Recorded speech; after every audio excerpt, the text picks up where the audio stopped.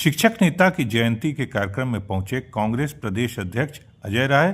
संभल बवाल को सरकार की सुनियोजित साजिश बताया, निष्पक्ष जांच की मांग की। आजमगढ़ के नेहरू हॉल में गुरुवार को शिक्षक नेता व एमएलसी रहे स्वर्गीय पंचानन राय की 82वीं जयंती पर स्मृति समारोह का आयोजन किया गया।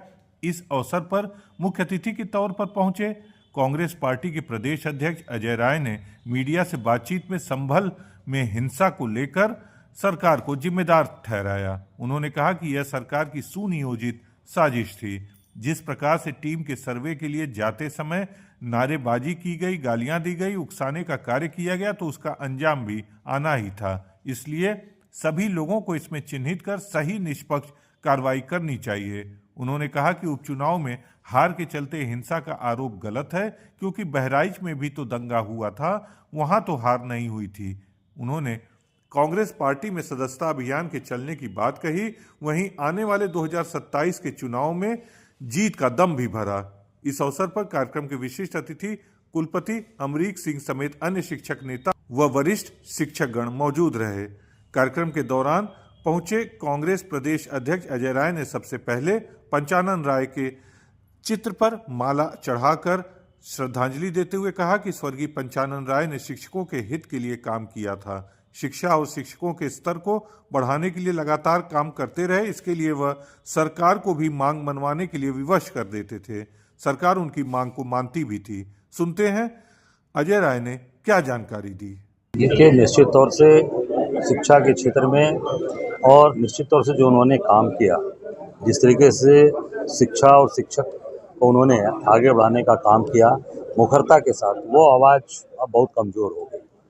उनके रहते मैं समझता हूँ कि शिक्षा का स्तर बहुत ऊंचा था और कोई भी बात पूरे प्रदेश के अंदर होती थी उसको निश्चित वो उठाते थे और वो मनवाते थे सरकार से।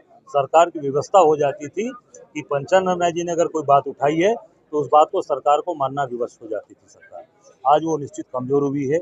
हम सब लोग यही प्रयास करेंगे कि उनके स्थान पर आगे लोग बढ़ें, आगे उनके दिखाए हुए रास्ते पे चलें और निश्चित आज उनकी जयंती है। हम सब लोग अपने श्रद्धा सुमन अर्पित करते हैं। जो संभल की हिंसा हुई उसके लिए किसे आप जिम्मेदार ठहराते हैं, क्योंकि सरकार ने सांसद और विधायक को भी आरोपी बनाया? देखिए, उसमें मैं इतना कहना चाहूँगा कि जो शुरुआत जब पूरी की पूरी वो सर्वे टीम करने वहाँ जा रही थी, उसमें जो नारे लगे, उसमें जो गालियाँ दी गई, मैं समझता हूँ कि उस पर भी प्रभावी कार्रवाई करनी चाहिए, ताकि जब आप उकसाएंगे किसी को तो निश्चित तौर से उसका अंजाम तो आगे आएगा। मैं इतना ही कहना चाहूँगा कि जो उकसाने वाले लोग थे उनको चिन्हित किया जाए, उनके ऊपर भी कार्रवाई किया जाए। जो लोग ऐसी इन घटनाओं में शामिल हैं उनके ऊपर कार्रवाई। भाजपा कह रही है कि जो उपचुनाव में हार मिली है उसी से हार का बदला लेने के लिए नहीं, देखिए, मैं इतना ही कहना चाहूँगा कि भारतीय जनता पार्टी बहराइच में भी तो यही हुआ। बहराइच में कौन सा हार हुआ था?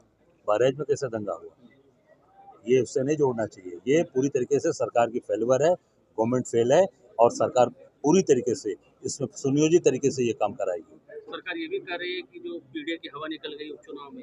देखिए, सरकार फेल है, गवर्नमेंट फेल है और सरकार ने जानबूझ के ये योजनाबद्ध तरीके से सब घटनाओं का अंजाम दे रही है।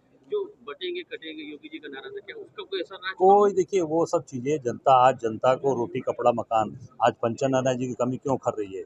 क्योंकि अब शिक्षा का स्तर गिरता जा रहा है। शिक्षक, अब नए शिक्षकों को कोई स्थान नहीं मिल रहा है। पढ़ाई कर करके बच्चे घूम रहे हैं, कहीं उनको काम नहीं मिल रहा है। तो जनता को रोटी कपड़ा और मकान की ज़रूरत है, आवश्यकता है। ये सब चीज़ें जनता भूल चुकी है, इसमें कोई दम नहीं। सब संगठन के विस्तार के लिए भी कांग्रेस पार्टी का प्रयास चल रहा है? नहीं, वो हम काम कर रहे हैं। हम निश्चित आगे आने वाली जो दिसंबर महीना है, इसमें संगठन का पूरी तरीके से जो भी परिवर्तन कर रहे हैं हम दिसंबर में करें। 27 के चुनाव समाजवादी पार्टी निश्चित तौर से अभी हम ताकत के साथ काम कर रहे हैं। 27 में हमारी सरकार बनेगी।